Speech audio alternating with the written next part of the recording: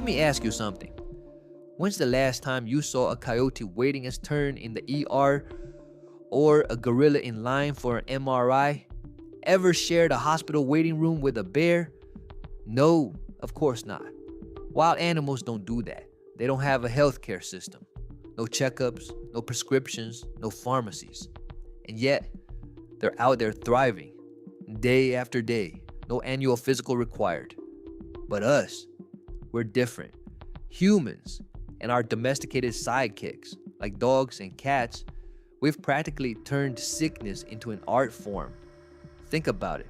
We've built entire industries around being unwell. Processed food, pharmaceuticals, pet kibble, endless doctor's visits. It's like we've been engineered for dependency. But here's the kicker. Is that by design? Because it's not just us. Any species that gets close enough to humans, dogs, cats, even livestock, they fall into the same trap. Chronic illness, anxiety, obesity. Meanwhile, wild animals, they just live. No calorie counts, no antidepressants, no keto plans. So here's the question. Why? Why are we, the so-called smartest species, the ones stuck in a cycle of sickness?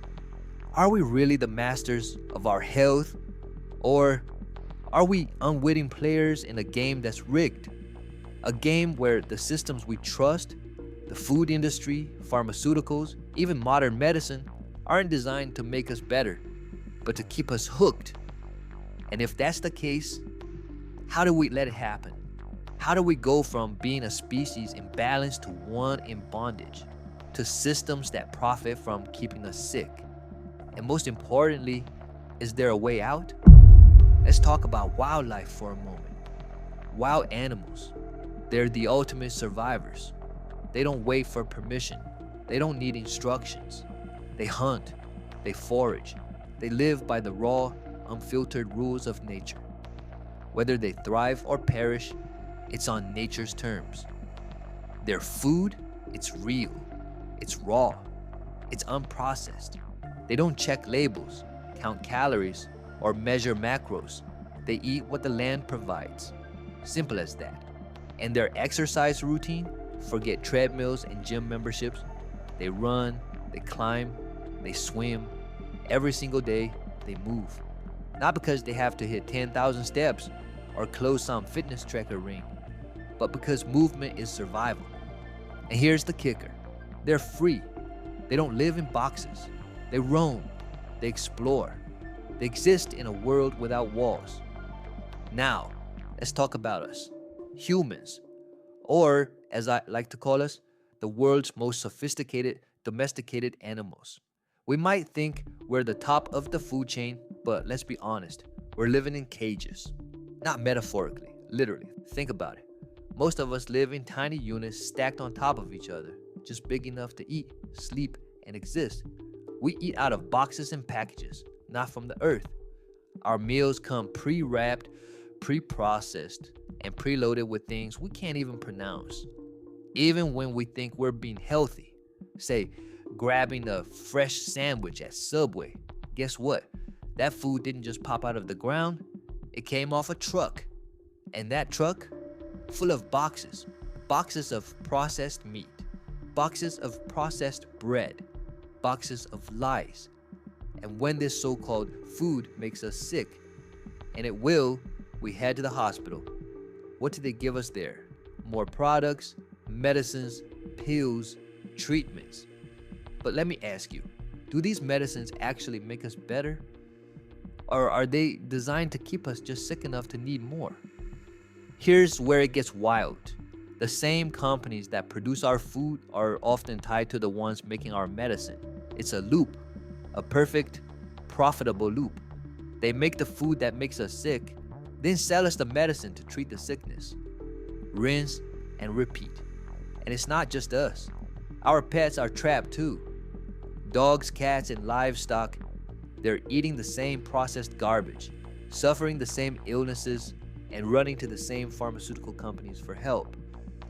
Why is it like this? Why are we stuck in this endless cycle? And here's the bigger question. Is it a coincidence or is it by design? Are we living the way we're meant to? Or are we being kept in a cage we don't even see? Wildlife lives free. Domesticated life, well, it lives stuck. So the real question is, how did we let this happen? And more importantly, is there a way out? Alright, here's how we do it. It starts with step 1, the food. We don't sell nourishment, we sell addiction. Sugar? That's the magic dust. Preservatives? Those are just long-term insurance policies for us. The cheaper the ingredients, the bigger the profit. And the secret? Make it taste just good enough to keep them hooked, but not enough to keep them healthy. You think we're trying to kill them? Please. Dead people don't pay. No. We need them alive, just sick enough to keep buying. Sound far-fetched? Here's a fact for you. Over 50% of the average American's calories come from ultra-processed foods. And guess what? 70% of packaged foods are laced with added sugars. These aren't accidents, they're part of the recipe. And while we're chewing on that junk, these companies are laughing their way to the bank. Now step 2, the sickness. Here's the thing, when they eat our food, they get sick. Diabetes, heart disease, obesity, even depression. But do we fix the cause? Nah. We send them to the next phase of the system, medicine. Oh, they think we're here to heal them. No, we're here to manage them. Here's how it works. We don't cure, we control. We prescribe drugs that mask symptoms, not solve problems. And the best part?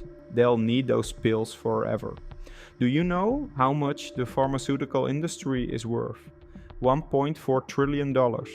That's trillion, with a T. You think we're giving that up? Still think this is a coincidence? Let me blow your mind. Nestle, yeah, the candy bar people, they've started a health science division targeting weight loss drug users like Ozempic patients. The same companies making the food are now selling the solution. Tell me that's not a perfect trap. And the pets? Oh, they're part of the game too. We industrialize their food, fill it with cheap ingredients, and slap a label that says healthy. They get obese, they get sick, and guess who's paying those vet bills? Exactly. And guess who funds the vet schools? It's us. See, it's genius. Train the vets, sell the problem, sell the solution. All we have to do is sit back and watch the money roll in. This isn't speculation, it's business. And business is booming. 1 in 4 dogs in the US is obese. And when your dog gets sick, they're right there to sell you medications, special diets, and treatments. It's the same cycle, different species. And then there's step 3, the cycle. We spend money on food, on pills, on vet bills, and it just keeps turning. In places like Canada or Northern Europe, people think they're beating the system with free healthcare. But guess what? That money's coming out of your taxes. Just because you don't see the bill doesn't mean you're not paying it. But hey, that's a story for another day. So here's the big picture. Wild animals, they live free. They eat real food. They don't need hospitals or pills to survive. But us and our pets, we've been caged, domesticated, trapped in a system that feeds off our sickness. But it doesn't have to be this way. The answer lies in breaking free. Freeing your body, freeing your mind, freeing your spirit. Because freedom isn't just a state of mind, it's the foundation of real health. Let's face it, this didn't happen overnight. It took us thousands of years, generation after generation, to end up here, to become slaves to the systems we created. Think about it. Human beings once lived free. We roamed, we hunted, we thrived in balance with the natural world. But with every so-called advancement from agriculture to industry to the digital age, we've traded that freedom for comfort. And with every trade, we've given up a piece of ourselves. But here's the truth they won't tell you. You can't undo thousands of years of conditioning in one day. You can't break free from this trap overnight. It's not about burning it all down or running off into the wilderness. Freedom doesn't work like that. Freedom is reclaimed, piece by piece, step by step. First, reclaim your body because your body is where it all begins. And no, I'm not talking about crash diets or expensive gym memberships. I'm talking about real health. Start by eating real food. Food that nourishes, not poisons. Forget the packaged junk they've convinced you is normal. You need food that's alive. Fresh vegetables, real meat, unprocessed ingredients, the kind of food your ancestors ate before food became a product. And then move. Move like you're supposed to. Run, climb, swim, stretch. Your body was built for movement. Think about it. When you don't use a muscle, it gets weaker. Your immune system, same deal. If you don't challenge it, it stops working. That's why you need to push your body. Use it, respect it. Because when you reclaim your physical health, you reclaim the foundation of freedom. Next comes your mind.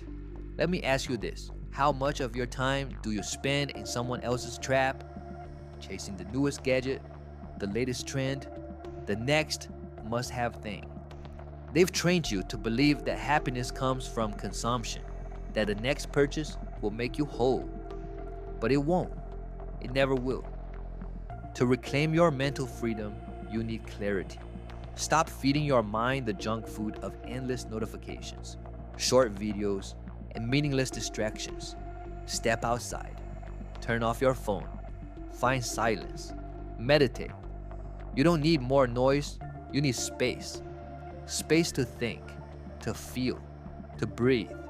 Because when you clear your mind, you can finally start to see the world for what it really is. And finally, the most important pillar, your spirit. Because no matter what they tell you, you're not just a body. You're not just a mind. You are a spiritual being. The essence of who you are goes far beyond this temporary vessel. But here's the thing. They don't want you to know that. They want you to believe you're just flesh and bone, that you're no different from the machines you use. But you're not artificial. You're real. You're eternal. And to reclaim your spiritual freedom, you need to connect to something greater than yourself. Whether it's through religion, mindfulness, or simply being in nature. You need to find meaning. Because when you align with your spirit, you break free from the chains of this material world. Now, don't get me wrong. This isn't about going backward. It's not about living like cavemen or rejecting modern life. It's about reclaiming the freedom we lost. Because over thousands of years, we've become slaves to the systems we created. And the people who know the truth, they don't want you to know. But now you do. And here's the real challenge. You can't fix this overnight. You can't undo decades, centuries of conditioning in one day. But you can start, step by step, choice by choice. You can reclaim your freedom, your physical freedom, your mental clarity, your spiritual connection. Because freedom isn't a destination, it's a way of life. You don't have to live like this. You don't have to stay trapped in their cycle. You don't have to be a pawn in their game. Look at the coyote, wild, untamed, free. Look at the gorilla, strong, self-sufficient, thriving. They don't wait in ER. They don't pop pills. They don't live lives of quiet desperation. And here's the truth. You don't have to either. It starts small. Just one step. Swap out the processed junk for real, whole food. Eat what's alive, what nourishes. Take a walk in the park. Breathe in fresh air. Listen to the birds. Look at the sky. Disconnect from the noise of screens and distractions. These small steps, they're not just actions. They're declarations of freedom. And most importantly, question the system. Question the lies they've sold you. Ask yourself, who profits? Who gets rich while you get sick? Who's feeding you the food that poisons you? Who's selling you the medicine that doesn't cure you? Follow the money. Look at the people and companies pulling the strings, the ones making billions off your dependents. And then ask yourself, Why am I still listening to them? Why am I trusting the ones who profit from my pain? The system wasn't designed to free you, it was designed to keep you dependent. But you don't have to play their game anymore. You can work around their trap. You can escape. By following the 3 pillars, physical, mental, and spiritual health, you can take back your life. Step by step, you can reclaim your freedom. Because freedom isn't given to you, it's something you choose. And every choice you make, every meal you eat, every step you take outdoors, every lie you refuse to believe, brings you closer to the life you are meant to live. Coyotes don't wait in ERs. Gorillas don't pop pills. They don't get depressed. And you don't have to either. You can be free, wild, untamed, alive. The question is, are you ready to take the first step?